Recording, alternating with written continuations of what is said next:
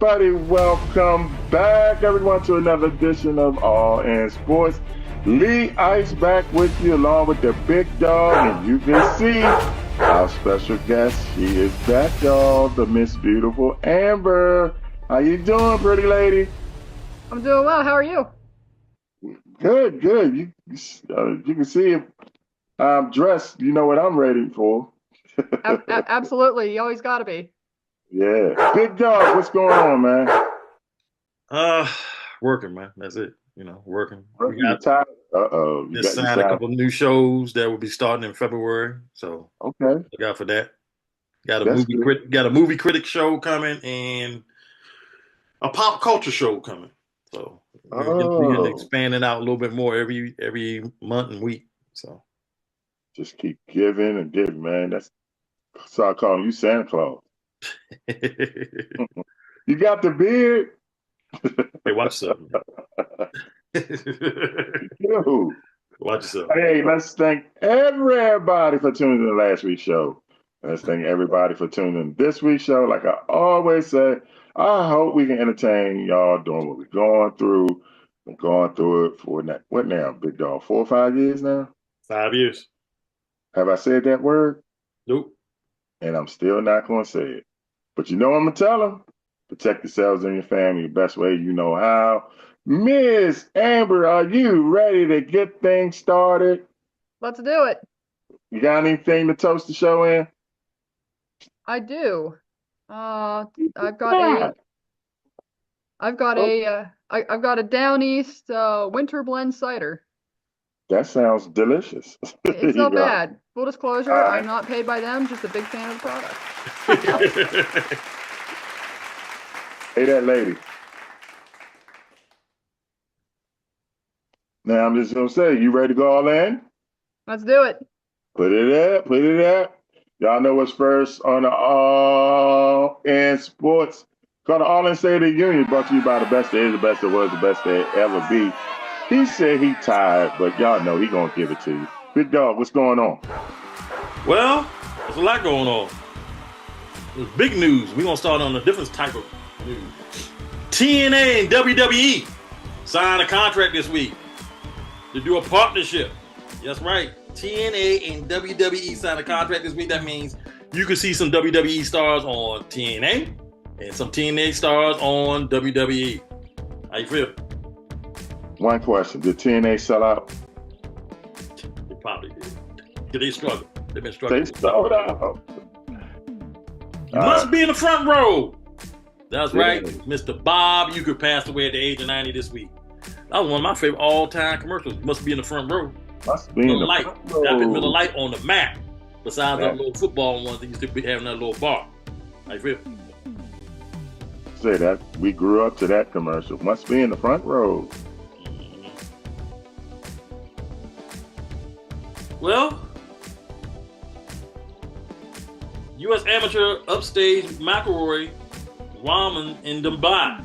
Well, somebody upstaged McElroy in the golf tournament in Dubai this past week. How you feel? Who? You know who it was?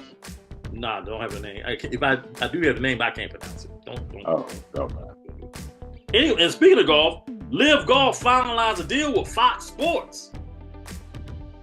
So they're really going head to head with PGA because PGA is on NBC, CBS, Yeah. and sometimes Fox. I'm surprised it took this long, for real. Chargers head coach Jim Harbaugh was having hip replacement surgery, and a couple other things going on with him. How you feel? Khakis was wearing on him. The Suns got a trade, got Nick Richardson in a trade from the Hornets. How you feel? I don't think he moves the needle. I don't know. You sure? He Saban, doesn't move the needle for Meyer, me. Vic, Strahan, top of the 25 Hall of Fame class for college football. How you feel? Say Vic, who else? I heard Strahan, Vic, and who else? Saban, Meyer, Myron Vic, Saban. Strahan. Okay. All deserved. Bo Jackson loses a $21 million lawsuit to his family. What? Yeah. To his family? His family sued him for $21 million. Damn, he got to pay that? Yeah. Wow. I hope Bo knows a lawyer. Oh, man. Hey, Nebraska fan, Jack Hoffman dies of cancer at age 19. There was a documentary done on him, and that was pretty sad. That was sad. That was so sad. Conor McGregor is sued over alleged sexual assault in 2023. Remember, I reported that a couple months ago, Lee. Yeah. No surprise. Mm-hmm. Steven Sarkisian lands a new deal at Texas, a 7-year deal. How you feel? I guess it's worth. I mean, he earned it. What you think, Amber? I'm gonna weigh in on this. I'll get more into this later in the show, but okay. you know, that to me, that was a choice. I think Penn State, they like to refer to James Franklin as Big Game James, and I think the counter to him is Steve Sarkisian in Texas. Yep, definitely. Puts together good teams. I don't think he'll ever get over the big one, but we can get into that more later. Okay. All right. Creighton ends UConn's 28 game home winning streak. How you feel? In college basketball. UConn? Yep. Creighton. You're gonna see a lot of upsets now. I'll tell you, college football now is going to basketball because of the portal. Dick Vitale has been cleared to come back to the broadcast booth, but is delayed by accident. Oh. What type of accident? Lee, that's my man personal business, man. You getting on his business, man. I thought he got in a car accident or something. Hey, man. Mike Tomlin says his eyes is bugging out, but he need a rebuff for the buy the Steelers. I think Mike Tomlin needs a new home. I would agree with that. I would say, as I grew up in Western Pennsylvania, so a lot of avid Steelers fans out there. You know, eking in as a 7 seed every year in the playoffs and bowing out the first game of the playoffs, like that's not the expectation in Pittsburgh. Notre Dame AD says the Irish prefer to stay independent in the new college football playoff. Oh, I'm sure they do. This is an easier path for them. Yeah, well, they get all the money. Like every game, you get so many $1 million payouts, and most of those conferences you got to share it. So if they're getting all the money, hey, why not? Yeah, why would that? That makes no sense. And Ohio State wide receiver Smith said he can't wait to put on a show on the Irish Monday night. Let's go to commercial break. All right, y'all. We're going to go to commercial break. When we come back, we talking college football championship with Miss Amber, our expertise in the situation. Lee Ice and the big dog, Miss Amber. We'll be right back, y'all.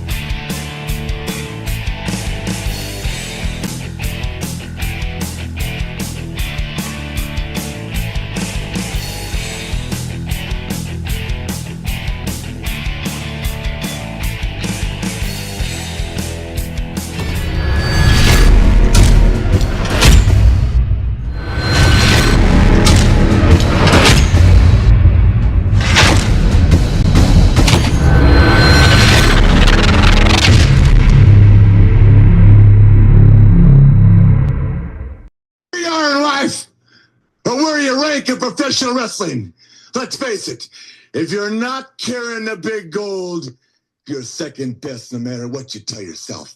So gear up, ladies and gentlemen. Get used to it in Ric Flair. You're looking at the man. Nice. I ain't got to say that. Ric Flair, the man, he talking about what he say, second best. You're not prepared to carry the goal. You're second best. You ain't Well, prepared to carry that 10 pounds. One of those teams will be Ohio State or Notre Dame. But before we get to that matchup, Miss Amber is going to tell us how she feel about how those two teams got there. You ready, Miss Amber? Let's do it. Let's go. Go ahead, boo. So, I would say Ohio State, I'll talk about them first. They're the easiest team to talk about here. They, I would argue, had one of the hardest routes to get here. They had to go through Tennessee, who was a contender in the SEC. Granted, it was a home game at Ohio State, but they still had that was still a non-trivial, non-easy game, right? They had to go up against Oregon, Big Ten champion, undefeated, #1 team in the country. Ohio State had previously played them, which I think worked to their advantage. But Ohio State previously lost to them, so you're going up another team you have to beat that you've previously lost to. That's not an easy thing to do all the time. But that said, Ohio State made it look really easy. Knocked them out. Then you're going up against Texas, the SEC champion. Obviously, there's a whole debate whether the SEC's having a down year or is the SEC dead or anything like that. But still, regardless, the SEC champion is going to be no slouch of a football team. And knocking off Texas, I would say Ohio State probably had one of the hardest roads to get here of the 12 teams, and here they are. They've earned it. Notre Dame, okay, they start off a home game with Indiana. And there was kind of this debate if was Indiana for real, was Indiana a fraud? Well, that's one of the beautiful things about the 12-team playoff. We get to find out, and I'm sorry, Hoosier fans, it just didn't work out. After that, gosh, who did Notre Dame play? I'm drawing a blank here for a second. Notre Dame played in the first game, played Indiana. In the next game, they played Boise State. Penn State had Boise State. Yeah, okay. So Notre Dame played Georgia. That's right. They had Georgia. But even still, Georgia was basically out their quarterback, right? You're playing with your backup guy. And I partially put this on Georgia because this is a shame on Georgia. You should have had your backup guy ready to go. I've seen this happen to good teams in the past where they don't have their backup quarterback ready to go, and their starter gets knocked out in a big game at a crucial moment, and the second string guy has taken 5 snaps the whole year. So I kind of put a little bit of that fault on Georgia. They should have had Gunnar Stockton with more snaps and more experience throughout the season. Regardless, it doesn't matter now. They're playing with an inexperienced quarterback because poor Carson Beck is out. I think that was a little bit easier of a game than what I think it was initially projected to be. Now, I think Notre Dame did have a tough game with Penn State as well, but I don't know. Penn State also has a knack to steal defeat from the jaws of victory. So, but regardless, there were still a lot of good games in there to watch as a fan. I think both teams, they've definitely earned it. They haven't had the easiest paths to get there. I mean, there were teams that had easier paths than they did, although Notre Dame had one of the easier paths. But I don't know. Here we are. So Notre Dame, Ohio State, Monday night. Question for both of y'all: do you think they should change the playoff and where a team has no home game? Because I think that gives them a little momentum. Both teams in the championship had a home game first, right? Yes. And in fact, when we came down to the semifinals, all of the top 4 seeds were knocked out. I believe. Yes, they were. All top 4 seeds. Yeah, it was seeds 5 through 8 that were still alive, and that was the teams that were playing for the semifinals.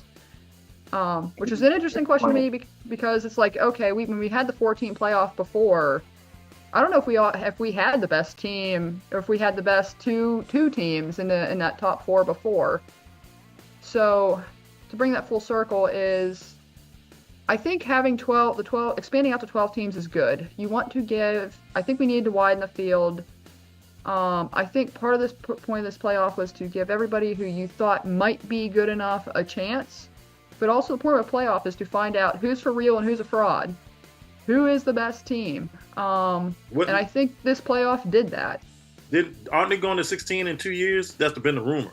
There's a rumor about that. I haven't heard anything for real about it yet. I'm interested to see how next year plays out with this 12-team format and if having the bye week off matters. I know they changed some things already.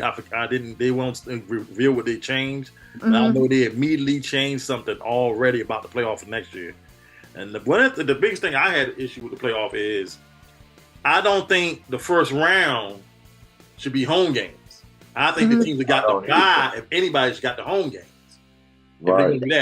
And that's an interesting take. I like that. That's something to think about for sure. The other thing I think they should do, if they weren't going to do that, start to make it harder to get in the bowl game. Because there's a couple of teams got in the bowl games this year who are 5 and 7. So what they need to do then is make the bowl games like the older bowls, like the Holiday Bowl, the Sun Bowl, the Alamo Bowl, Pop-Tart Bowl. Yeah, the Pop-Tart Bowl. Make those are the first round games. Then the second round game, you can go to the Fiesta, the Sugar, the Cotton, and the Rose. Then in the Final Four, you can go to Orange or whoever. Then the National Championship, wherever. Do it like that. Make it all neutral sites, so it's even across the board. Yeah, that's what I think. For the first round games, that's not a bad idea because I know like you and I had talked offline before. Right. That the interesting point you made up is if you're in those bottom 4 spots right now, you're not getting to go on a fun bowl trip down to Florida or to Arizona or to Vegas. Like you're like, sorry SMU, this sucks, but like you got to go from Texas to State College, Pennsylvania, which is out in the middle of nowhere. The feels like temperature at the wind chill was 10 degrees, and there is nothing fun about that. And you're ranked in the top 12 teams in the country, so those teams kind of get shorted that bowl game experience and the opportunity to go somewhere kind of cool. So maybe doing those games at neutral sites to start would be good because it gives everybody that experience. But personally, I like the home playoff game. I like them, but I think they should be second round. And I would be fine with that format. I mean, I would have had the privilege to attend one of the home games. And like it was, despite the cold weather, it was an electric atmosphere. To me, having some of these games in cold weather environments. Granted, I'm a northern girl at heart, so I like the cold. It was college football at its finest, and the fans were definitely all up in it. A lot of these college venues, they hold 100,000 people. I think Texas might, Ohio State definitely does, Penn State definitely does. Obviously, Michigan and UT and some of these other ones, they definitely do. Where like these bowl games, so they're held in professional stadiums. They only hold like 65,000 people usually at the pro venues. So I think having it at the bigger venue, it also gives a larger audience an opportunity to get a ticket to be able to go and to be able to go see a game that might be closer to them, or also because you just have more tickets to be able to buy. I agree with Big Dog, but the one drawback is if the second round has a home game, then that takes away from the bowls, the bigger bowls. So then what do you do with the bigger bowls? You see what I'm saying? So I think they should just throw out home field advantage and have the lesser bowls as the first round and the bigger bowls. Or have the bowl games closer to their sites, closer to their schools, play them like that. Yeah.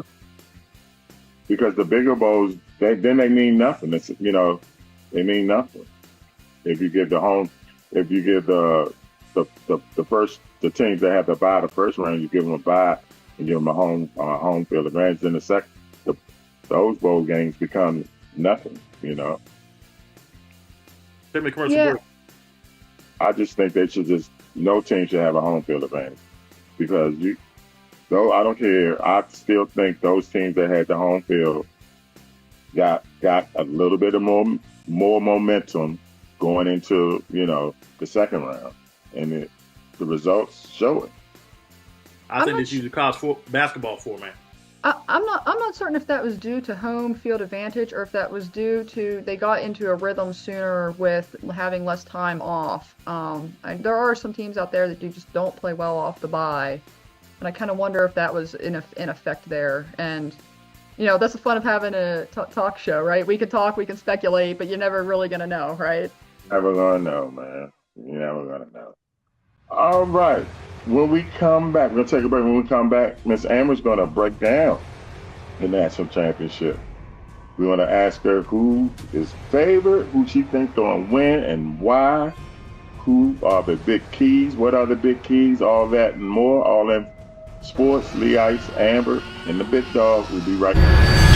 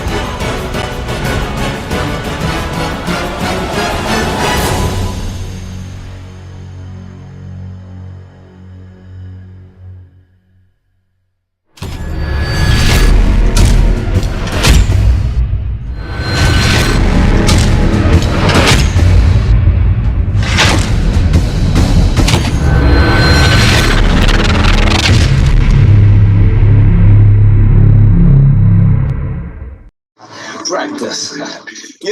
Now there's a fragrance that puts it all on the line. Arrogance. Whether it's a forehand, a backhand, every shot's a winner because women Navrata love it. Arrogance for men will make you the number one seed. One shot, and you'll be in the royal box. I don't know. Lee Ice, you will never Oh guess my who that God. was. That was Rick Martel. How'd you know? Oh man, you Model Rick really Martel. Huh? you took it back with the arrogance, with the spray. It's Rick Martel. Oh man, you took me back on that one. All right, Ms. Amber, we got Ohio State versus Notre Dame. Before it all started, I think both of us picked Ohio State, didn't we? We said Ohio State and Penn State, though, I think. We did. We came really close to that being the outcome. We came real close. Now, before I let you break everything down, I'll be rooting for Notre Dame, but I think Ohio State blows them out. I've been telling the big dog that for 2 weeks, so I got Ohio State in a blowout, but I'm going to let you break down the game. What's the key to the game right now? What you think? I think we already touched on it. I think it's Jeremiah Smith. That dude is insane. Notre Dame does not have a corner that can cover that guy, and I'm gonna be honest, I don't think there's a team in America that has a corner that can cover him. Like, he is a Pro Bowl wide receiver. I look at half the passes he catches, and not to talk smack on Will Howard, but like, Will Howard's just gotta get the ball in the ballpark, and that guy's gonna jump up and snag it. I think he's going to be a huge key to this game. I think he's going to be a huge playmaker. Notre Dame does have a good pass offense, and I'm sure they're going to... One of two things is going to happen. Either Smith is going to have a huge breakout game, I think, and obviously he's kind of got a chip on his shoulder from some bulletin board material that Notre Dame probably stupidly put out there. But either he's going to have a huge breakout game, or Notre Dame is going to treat him like they did Tyler Warren at Penn State, and they're going to bracket coverage him. But the problem is Ohio State has like 3 other guys that could be wide receiver 1 at other programs. Like, okay, if you do cover Smith enough to take him out of the game, Tate's a good receiver. Emeka Ibuka would be wide receiver 1 at pretty much any other school in the country. Any of these guys that they have, like, I don't know, if you take somebody off of one of their other receivers to bracket Smith, like, those other guys are going to be open, and they're also going to make you pay. So I think Ohio State's pass game is going to be a huge key to this for them to win. What is Notre Dame game plan? Is it to control the clock, to keep the Ohio State offense off the field? If you was Notre Dame, how would you approach this game? You know, that's a good question. I do think controlling the game clock would be a good way to do it. Keeping their offense off the field. I do think, because I don't know, like, obviously Oregon went the opposite way. They were trying to go like fast, and they were not burning any time off the clock. And like Ohio State was just turning every drive in that first half into points, and it racked up fast. Yeah. I think Texas did a little bit better job of trying to put together some longer, slower drives, and that did keep Ohio State's offense off the field. I think this game, in large part, it's going to come down to a lot like the Orange Bowl did. Who makes the mistakes? Who is throwing picks or having fumbles and turning the ball over, and who's winning the turnover battle? I think whoever wins the turnover battle in this game is going to win. Both of these teams have kind of made their money, so to speak, this year off of turnovers, Notre Dame especially. I think if Ohio State can play a clean game where they're not turning the ball over, especially in critical moments, the game is theirs to lose. I think if Ohio State does not turn the ball over, Notre Dame's going to really have to fight for points, and it's going to be a struggle for them. Most of their points that they get, I feel like, are off of short fields from turnovers. Yeah, that's if Ohio State turn the ball over. Big Dog, how do you see it playing out? Well, like I told you before, Lee Ice, when we were on the other show, I said when we got to the final 8, I said Notre Dame is probably the last team besides Georgia I think can beat Ohio State. The way I think Ohio State is going to have to beat them, they're going to have to muck the game up, make it ugly, slow, and be very physical with them. I thought Notre Dame played the type of ball where they can beat Ohio State up, because I think Ohio State's a finesse team, more or less. I thought Penn State could do that, but Penn State, for some reason, they got the physicality, but they're missing that it factor for some reason, you know, where Notre Dame is college. They are college football. When you think college football, you think Notre Dame. So I think Notre Dame has a chance, but it's going to be dictated early if they have a chance. It won't. If Notre Dame can hang around 10 points or less the whole game, they got a shot. And I think they're really going to have to muck it up. They're going to have to run the ball very effectively and eat the time of possession up. Make the game slow. If Ohio State get out there and start throwing the ball all over, it's all over. I just don't see no way they can do that, though. I mean, well, Lee Ice, there was in 1984, dude, in college basketball, I didn't see Georgetown losing to Villanova either. Yeah, but I didn't see NC State the following year. I didn't see the following year NC State beating Houston. I mean, this is why we play the games, right? Yeah, so it could be one of those days. I mean, it would be a great story if Notre Dame won the national championship. When was that same one? What, 88? Something like that. Also in 1984, there was a guy named Robbie Bosco that led Brigham Young to the national championship. Everybody forgets about that. Over Michigan in the Holiday Bowl. So things can happen. Strange things can happen. It's been Appalachian State over Michigan before. It can't happen. That's why football is one of the greatest games ever played. You get one shot one time. I agree with Amber. I mean, I think the only way Notre Dame wins this, they got to get at least 3 turnovers. You know, and I just don't see that happening. You know, question to both of y'all. I know I've been saying it, and I know if I was this guy, and if I win, I'm out of there. If I'm Ryan Day, I'm gone. I give a middle finger to Ohio State and their fans. I'm sorry. I win the national championship, I'm gone, because if I come back and lose to Michigan again, I got to go through all that BS. You know what I'm saying? It's not worth it, bro. Mr. Dave, Mr. Ryan Day, if you're listening, win this game, get the hell out of Ohio State, tell them to kiss you know what. What y'all think? I hear you, but I think the problem is when you get to some of these top tier programs. Ohio State was one. I'm going to pick on Saban when he was down at Alabama as another example of this. There becomes an expectation that, like, you will win. You know, you will win your conference. You will beat your rival. You will, you know, you're going to at least be in the national championship. And that becomes an expectation year in, year out. And although I think that's a point of privilege for some of those fan bases, and it kind of drives me nuts when they get upset when it doesn't all pan out for them every time, every year. I mean, like, Saban would get upset every once in a while, and, like, he would still have, like, it's all of Bama fans calling for, you know, him to be fired. You know, he'd receive, like, you know, the death threats and everything else, and it's like, dude, like, you lost one game, you're still in the hunt for the national championship. And this is, like, the guy who's arguably, like, the greatest coach who's ever walked the sideline, right? So I think, I don't know, it doesn't matter. Unfortunately, because the fan bases are who they are, I mean, Ohio State, that expectation is set, and I think it doesn't matter. Whoever ends up there at Ohio State, it's going to be more, that expectation is still going to be there. That is still going to happen to whoever would follow Day if he left.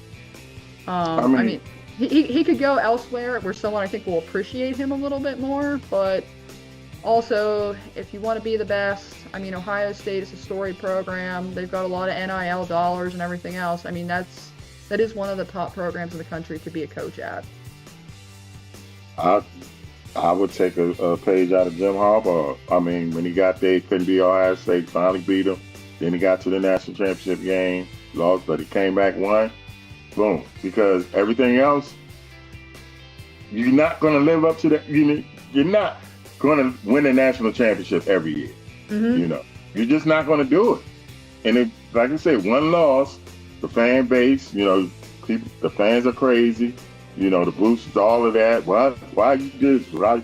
And like you say, if Nick Saban got it, look at all the damn championships he gave Alabama. But he still went through. Why put yourself through that? I just, you know, I wouldn't go through it personally. You know, I think he went there to win a national championship. If he wins it, job done.